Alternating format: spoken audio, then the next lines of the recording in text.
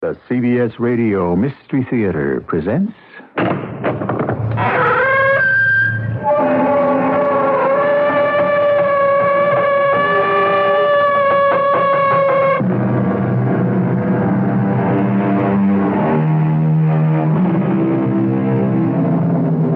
Come in.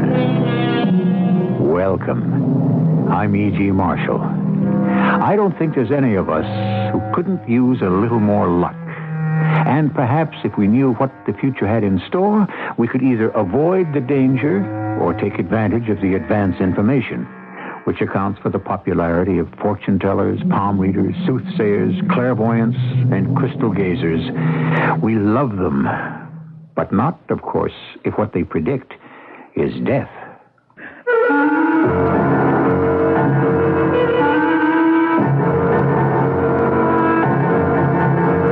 Our drama, The Crystal Gazer, adapted from a story by Jacques Futrell, has been written especially for the Mystery Theater by G. Frederick Lewis and stars Robert Dryden. I'll be back shortly with Act One.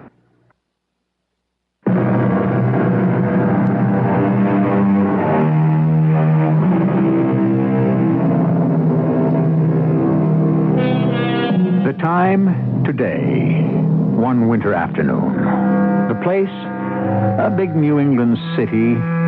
Oh, why be cagey? You're going to find out anyway. The city is Boston.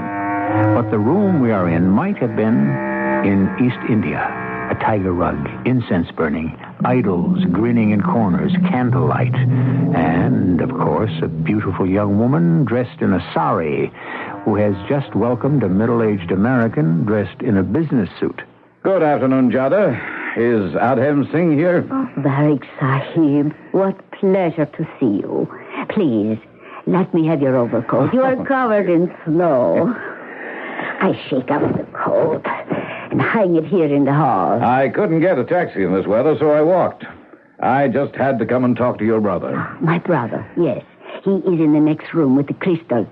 He is in meditation. Oh, I didn't like to disturb him, but just this once I must. Something important you wish to convey, Barak Sahib? My gratitude. I wish to thank Adhem. As always, he's been 100% right. It is not he.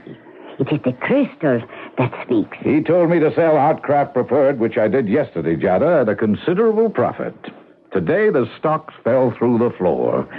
If it hadn't been for Adhem, I'd have taken a nasty bath. Then you must come along with me, Barak Sahib. Perhaps my brother will sense your arrival and leave off his divination. I know his happiness is to see you.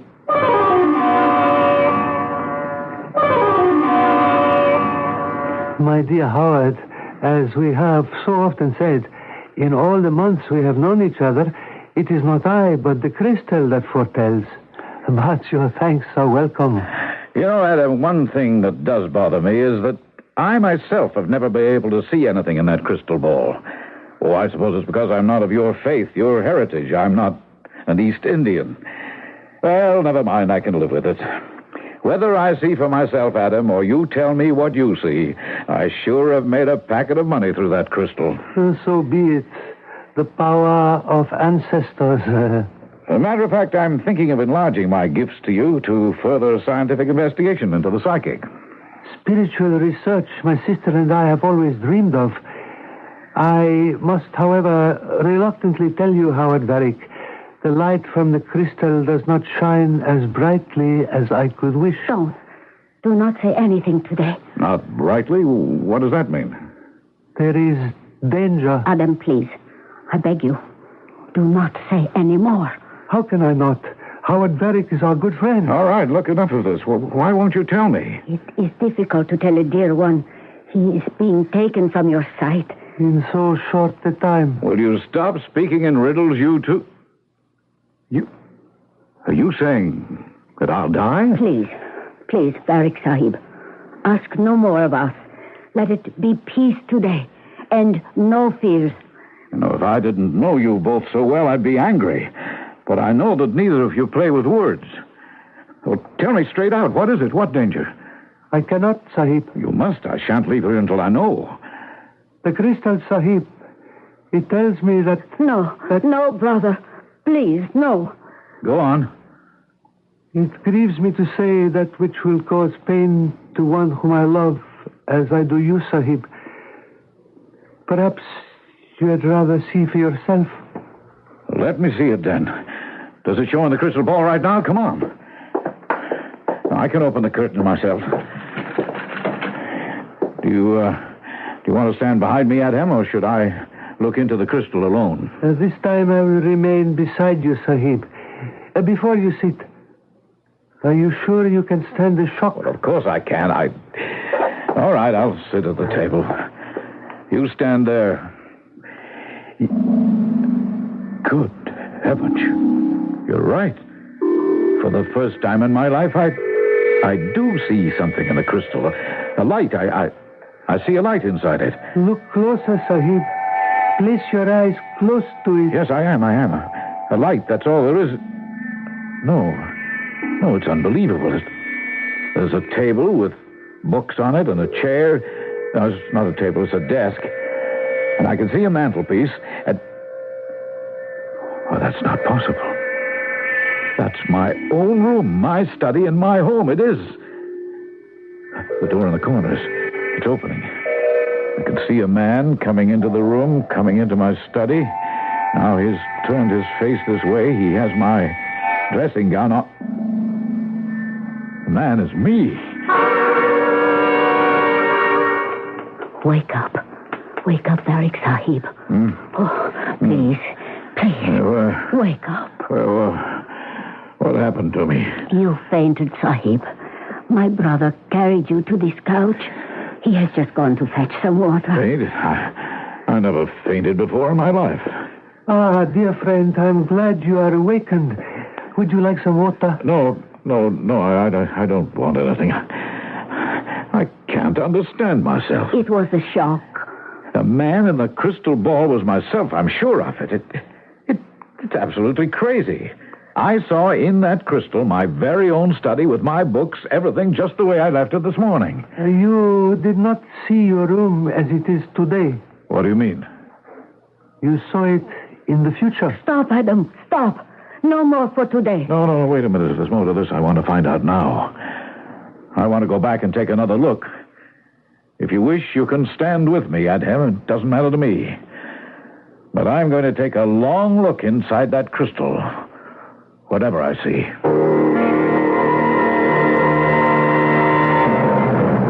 Why is it taking so long? It's still dark. The future is a long way off. Is there no way of speaking to it, telling it how anxious I am to see into the future? The crystal is the medium. It can merely light the way. You in your mind will see the pictures it makes possible. Wait a minute. Look.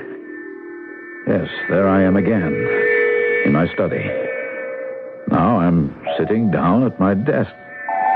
What is it that's troubling me? My head is down. Look at the way I'm moving my hands as if to say it's hopeless. Hopeless. Am I crying? What's happening? I put my head down on my arms.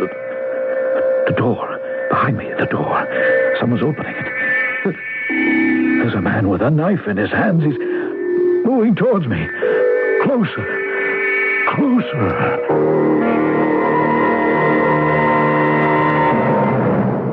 Let us all sit here quietly, and I shall make tea. It will calm you, Tariq Sahib, after what you have seen. How long have you known this? I saw it first yesterday. I was horrified. So Jadre called to me. I came quickly. And you saw what I saw today also? I did, Sahib. You saw this unknown man creeping up behind me and striking me with his knife, burying it in my back up to the hilt. You saw me murdered. I did, Sahib. Beyond comprehension. When I was looking into the crystal ball, I kept thinking, this is madness. I must be seeing things. But it is my room. I'm positive about that. My study, the books, the rug, the clock on the mantelpiece. How we were hoping it was not so. That perhaps the crystal was showing us the death of another man in another room.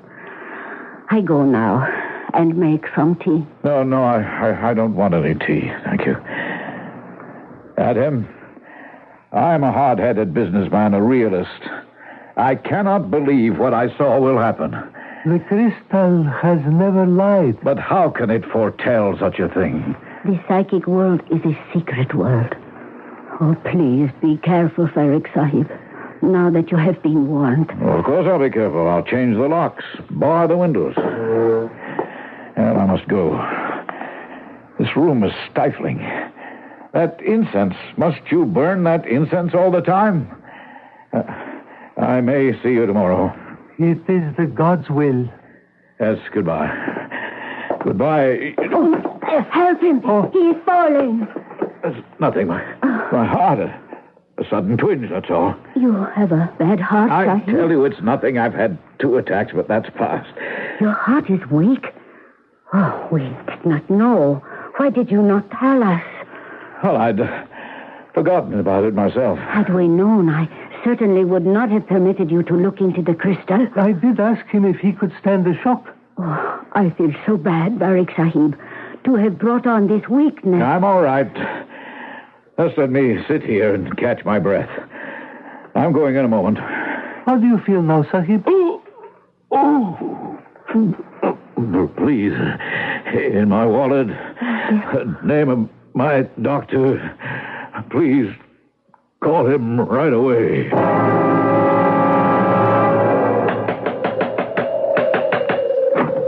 Where is he? Where's Howard Varick? Are you the doctor? I am. Follow me. He collapsed all of a sudden. My brother did not know whether he should start mouth-to-mouth resuscitation or what to do. Through here, doctor. Of course he should have.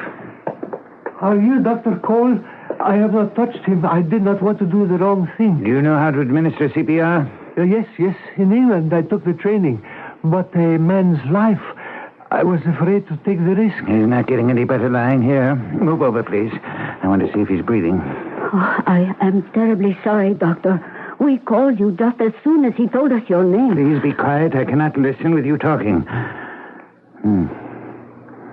I'm not sure. Somebody call an ambulance. I will go. I will do it right away. Hurry. Yeah, we'll squeeze off the nostrils and start blowing air into his mouth. What's your name? Adham Singh. And you're certain you know CPR? I have done it before, Doctor. Good. You start the mouth-to-mouth, Mr. Singh. I'll check his carotid pulse. No pulse. Heart's not beating. I'll start chest compression. We'll do it together, you and I.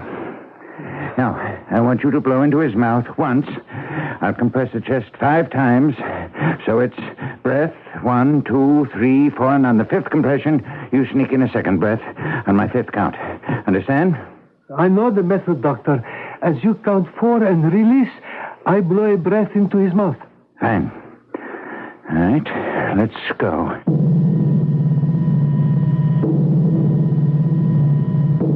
A life in the balance. Any of you who are not doctors or even paramedics, if you have been trained in the Red Cross procedure of CPR, cardiac pulmonary resuscitation, can save a life. Oxygen is pushed into the lungs while the heart pump is being squeezed, sucking blood into the left auricle and pumped out of the right. Anyone can learn it. And right now, Howard Varick's life depends on it. More when I return shortly with Act 2.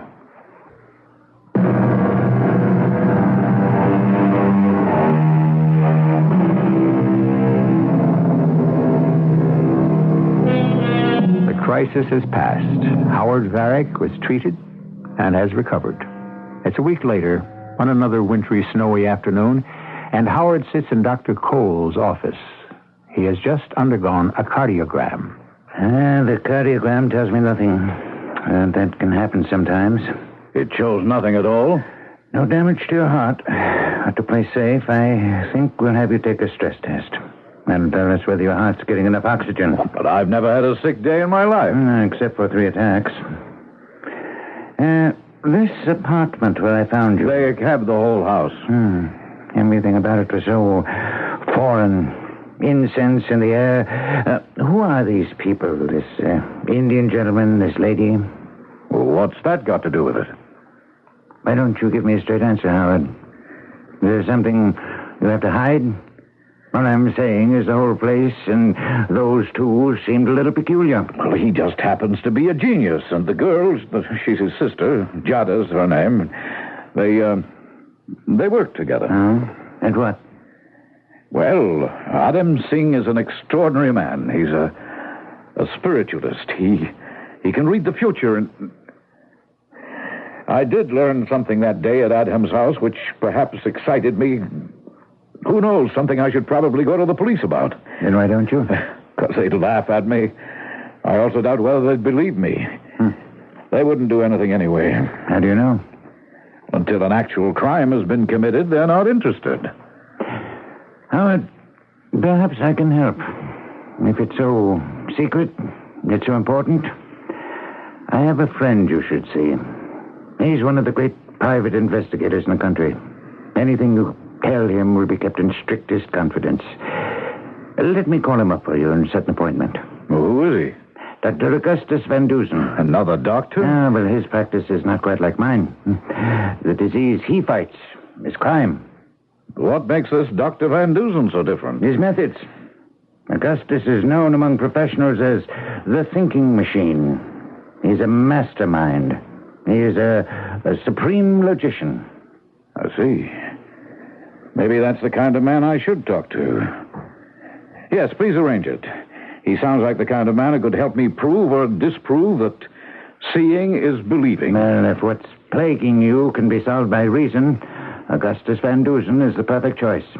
Not many years ago, Augustus challenged a champion chess player, and by the sheer force of logic, defeated him. I don't see what that proves, so your Dr. Van Dusen played a better game. Well, that means much more than you think.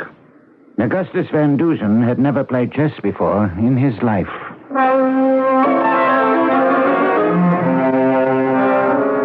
And that, Dr. Van Dusen, is the whole story. You've left out nothing, Mr. Varick? I don't think so. That's interesting.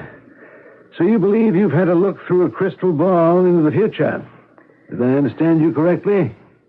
Doctor, I'm going to die someday next week. Do you understand that? Next week. Is there any way to prevent it? Well, of course, if you've made up your mind to die, I don't see what can be done. Tell me again, how is this going to transpire? But I told you, I'm going to be murdered, stabbed in the back by someone, a man I haven't recognized. Oh, dear me, that's quite unfortunate. I'm not surprised that you're seeing a reenactment of your own murder would unnerve you. Reenactment? It was the real thing that I saw. Well, if it's possible to see the future, that could only be by harnessing some superhuman force. And that is difficult for me to assume. Dr. Van Dusen, do you believe in any psychic force? There have been a lot of unexplained horrors from the Salem witchcraft days to today. Poltergeists, what have you. But a peek at tomorrow in such dramatic detail, that's hard for me to swallow. Well, I'm a doubting man myself, but what I saw, I saw. I'll admit this.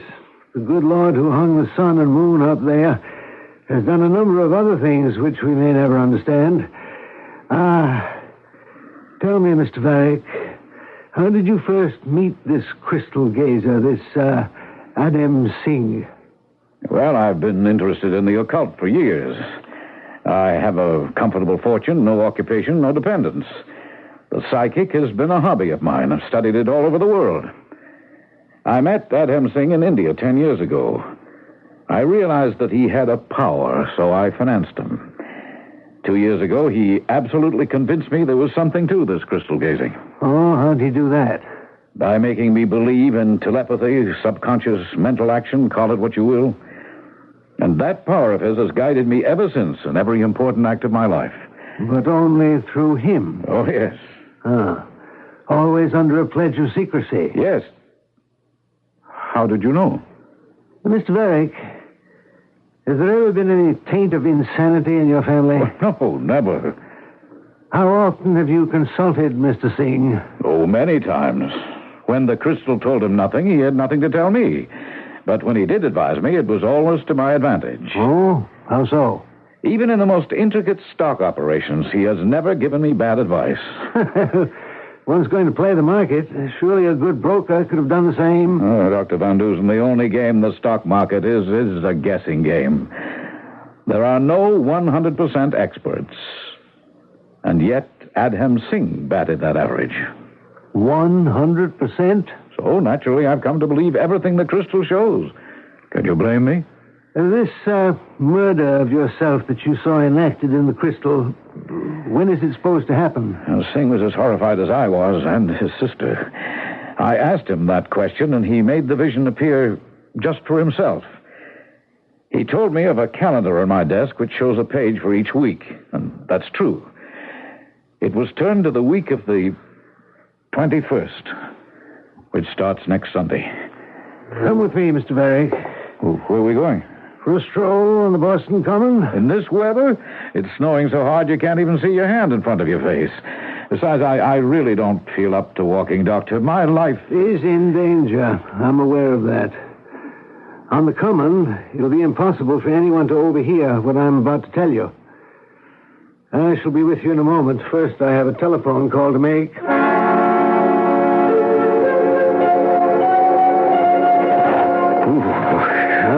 No, never you mind, Mr. Varick. The cold will do you good. It's bracing. As I was saying, what you've told me is unquestionably amazing. You have no idea of the identity of this murderer to be... No, not the slightest. In the crystal ball, I saw him only from the back, and as you can imagine, everything I saw was in miniature. And it was your room, no question. Oh, absolutely. Rugs, furniture, books, everything was mine. In that event, the affair is perfectly simple. You mean you can stop this from happening? Let us say that I can take a good poke at the elbow of fate. Will you place yourself in my hands and obey my instructions implicitly? Well, of course. Anything. Let's sit down there on that bench in front of the monument. You don't happen to have $3,000 or $4,000 in your pocket, do you, Mr. Varick? Well, not as much as that, but if you're concerned about your fee, let me assure you that... I never accept fees. I interest myself in certain cases because I like them. They stimulate me. I stimulate them. You have a checkbook with you? Oh, I think I do. I generally carry one, yes. Good. Now sit yourself down on the bench and take out your checkbook. All right. Now, wait a minute. You better clear off the snow first. Hutch, you can bring Philip out now from behind the monument. Mr. Varick, let me introduce my two friends. This gentleman who is sporting a raincoat with an upturned collar covered with snow is Mr. Hutchinson Hatch. When he is not assisting me, Mr. Hatch is an esteemed colleague of the Fourth Estate. He's a reporter? He is, sir. And the gentleman behind him, also moonlighting, as it were, is Philip Byrne. Philip owns a travel agency. Oh, how do you do, Mr. Byrne? Now, Philip can hear you, but he's unable to speak. A childhood malady. Unfortunate, yes. But you may shake his hands if you wish. Gentlemen, Mr. Howard Varick, our very troubled client. Now, sir, if you will write out a check for $4,000 payable to Hutchinson Hatch... 4,000? I think that'll be enough. Right here and now? Right here and now. We've got no time to lose. Hutch? Yeah? You go immediately to your bank, cash the check, and come back here with the money. Here? On Boston Common in this blizzard? To this very spot. We'll all be here, waiting.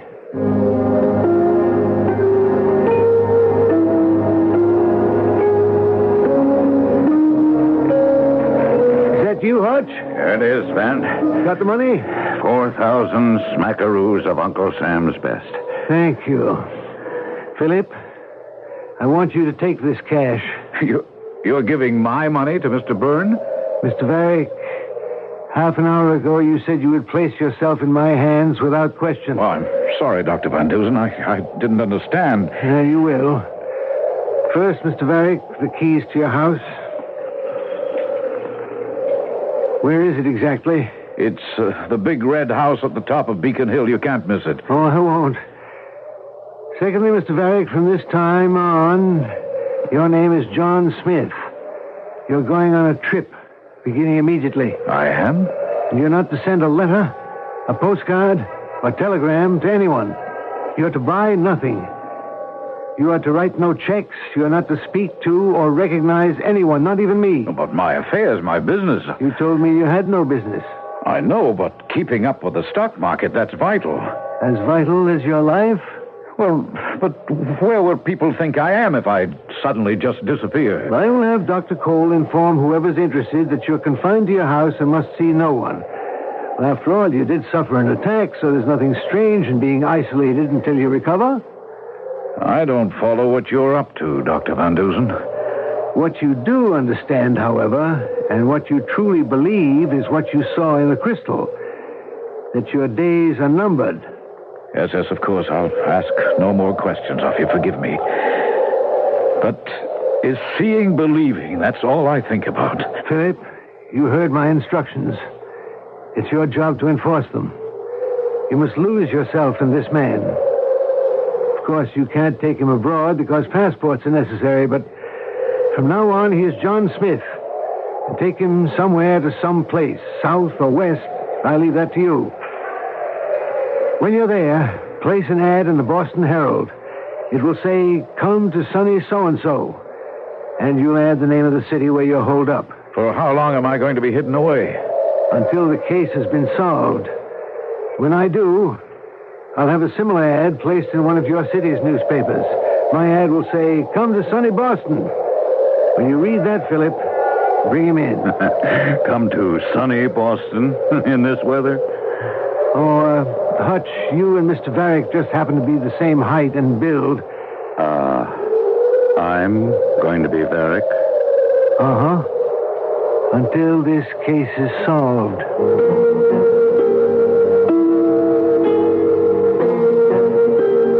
Howard Varick appears to doubt his own senses. You heard him question whether seeing was believing. Today we live in an age when every science tells us the impossible is possible. Even so, I have heard of certain doubting Thomases who believed the first man on the moon was only a television show staged in a studio to fool the world. However, whatever your name, be it Thomas, Richard, or Harold, Tom, Dick, or Harry, doubt not that I shall return shortly with Act 3.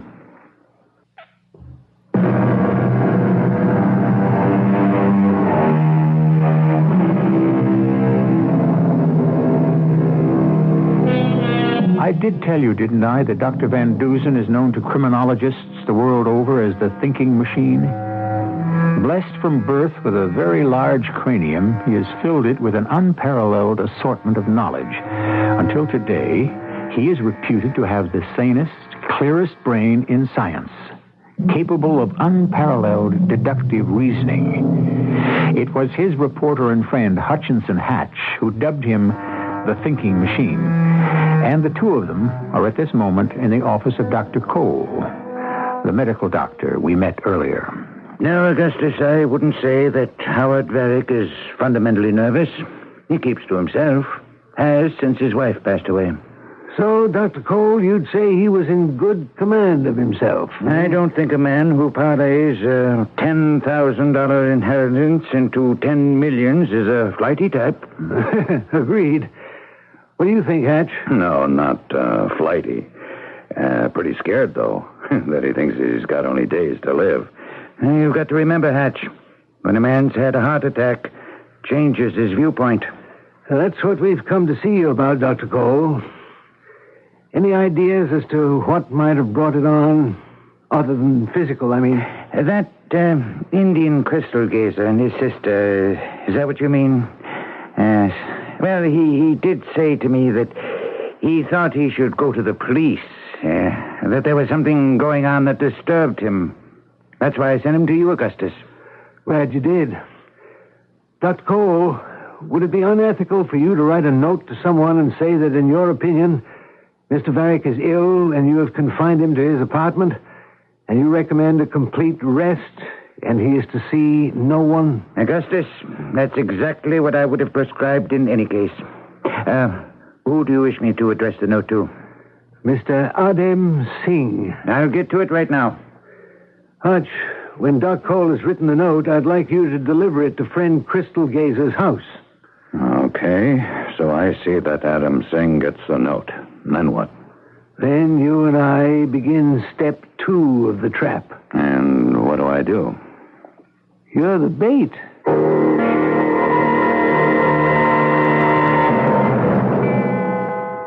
Ben, I hope we hit the jackpot tonight. Well, maybe, Hutch. Maybe not. This is the third night I go through the same act. Hutch, let me tell you, you're giving one of the finest characterizations I've seen on any stage. Yeah. Ben, I'd like to ask you a favor. Tonight when I go into that room, do I have to wear Varrick's dressing gown? All that velvet and the fur collar. It's bad enough I got this wig jammed on my head so I look like him. But with the fire going and that heavy robe, I feel like I'm in a sauna sitting at his desk. Hutch, it's your costume for your part. Of course you have to wear it. Okay. Relying on you to get some good pictures for my story. Straighten up my wig and back, will you? When did I ever say catching a criminal was easy?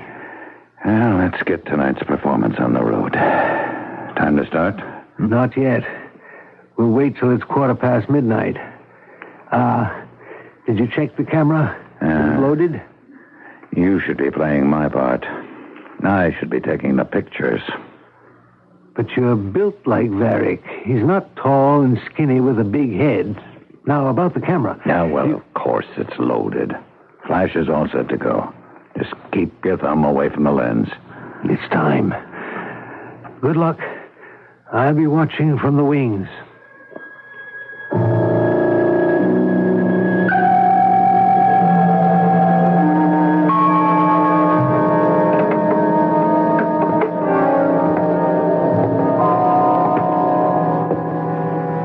Stay right where you are, Mr. Singh. One more, please. Very nice pictures. Oh, what is this? Who are you? Hutch, if you'll be so good as to turn around at the desk and point your gun straight at Mr. Singh. I think your newspaper will be very pleased with the pictures. A real first.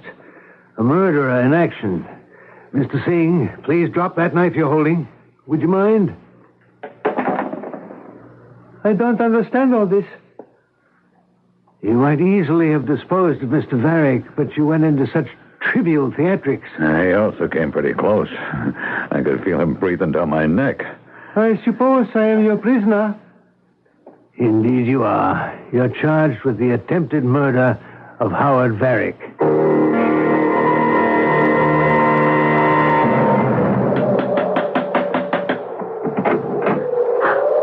Varrick, sorry. I did not expect to see you. I didn't expect to be here myself. May I come in? Is your brother here? No. I mean, I Where thought is he? Did you not see him at your house? No, I've been away. You have not been in your house yesterday or the day before? No, What is all this? Please, put your hands up, Varrick Sahib. Jade, you're not going to shoot me. I may. First, turn round and walk to that door. I wish you wouldn't point that pistol at me. Move. I don't understand. You went to the police, did you not? Move, I say. Now, open the door. There are stairs leading down. Yes, Sahib. And you will go down them.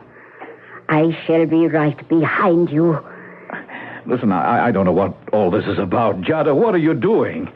I came back without telling anybody because I was sure you and Adam were my best friends, not the detective, nor the man who had me in custody. So you did go to the police. If you do not start down those stairs in 3 seconds, I shall shoot to kill.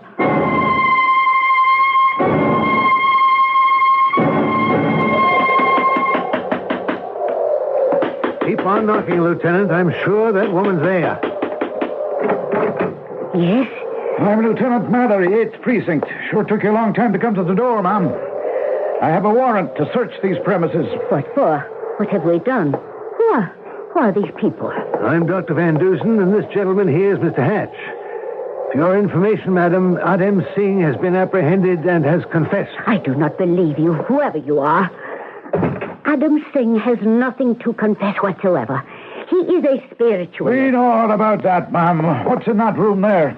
You are welcome to enter it. This is where the seances are held, I bet.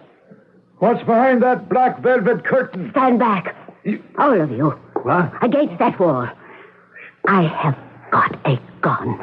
And I am leaving this room and locking the door behind me. It is a strong door. And it will take you quite a while to get out. I've never seen the lieutenant so angry. I've never seen him so powerful. The way he kicked at that locked door and broke it open. That's quite a woman. What an operator. She won't get far. Hatch, let me show you the secret of this so-called peek into the future. Oh, you figured it out?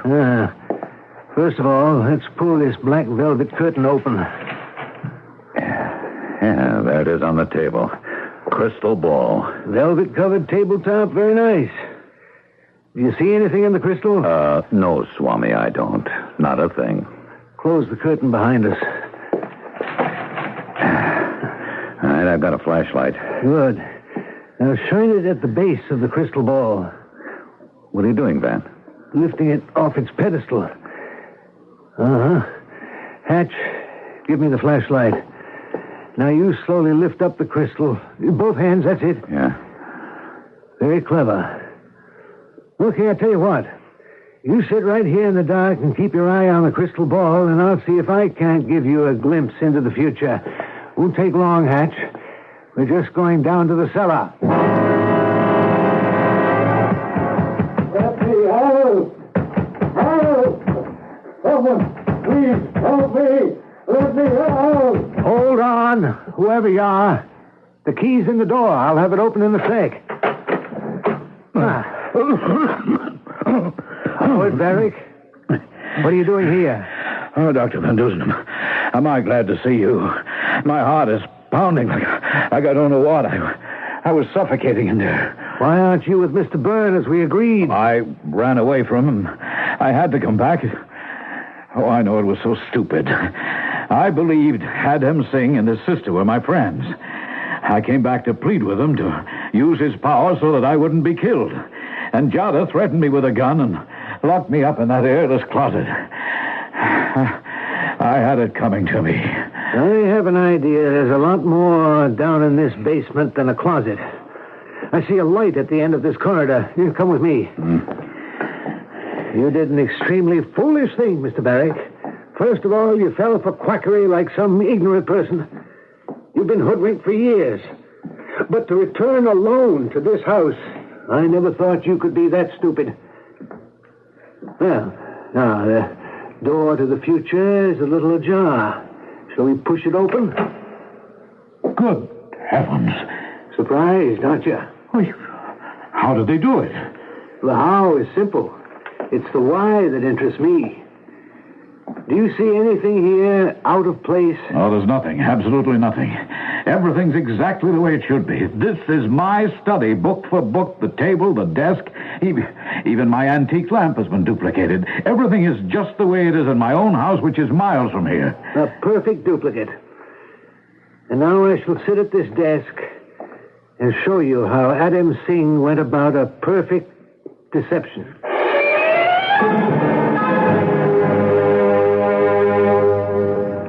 Lieutenant Mallory, welcome back. You caught up with the lady? Yes, stupid dame. She ran a red light. A patrol car stopped her. There were 2 Indian gentlemen in the car with her who tried to run away. The 3 of them are down now at the station house. I thought I'd stop by to ease your mind, Doctor. Lieutenant, I don't know what I would have done without you. You might just check the identity of the young lady. Logic tells me she's Adam Singh's wife, not his sister. And it wouldn't surprise me to learn they've been up to quite a few swindles in this house.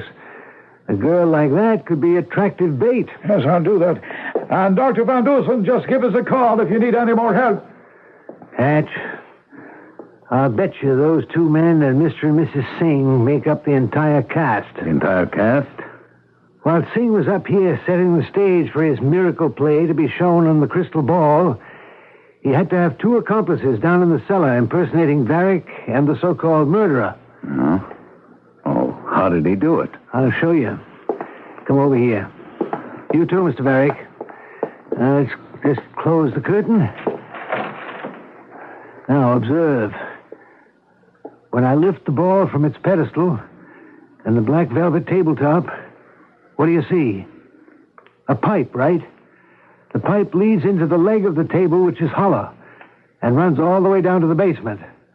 There are lenses in the pipe, so when I press this switch with my foot... Great Scott. Oh, the duplicate of Mr. Varick's room lights up, and the show is ready to begin. The actors are in the cellar, and there we are. You're actually looking through the wrong end of a telescope when you gaze into the crystal. Well, then that's how I saw you at the desk. You can imagine how high the stakes were. All this equipment, hiring extra people full-time, adds up to a production expense which only a rich man like Mr. Varick could make worthwhile. There's no fool like an old fool, and I'm it. How much money were you planning to leave Adem Singh in your will? How did you know? Please, your answer? $500,000. It was to further his investigations into the psychic. That's a lot of money to pay for your own funeral. Would it be a safe assumption, Mr. Varick, to say not only will you change your beneficiaries, but you're no longer very interested in the occult? Dr. Van Dusen, I know they call you the thinking machine. So I would say your logic is indisputable.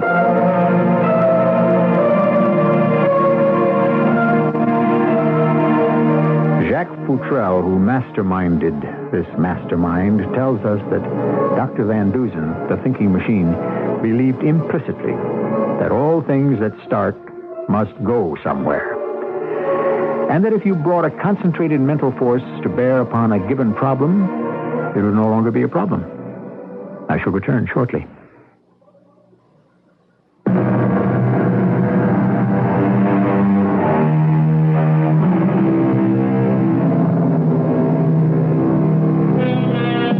So ends Mystery Theater's report on the battlefield of wits.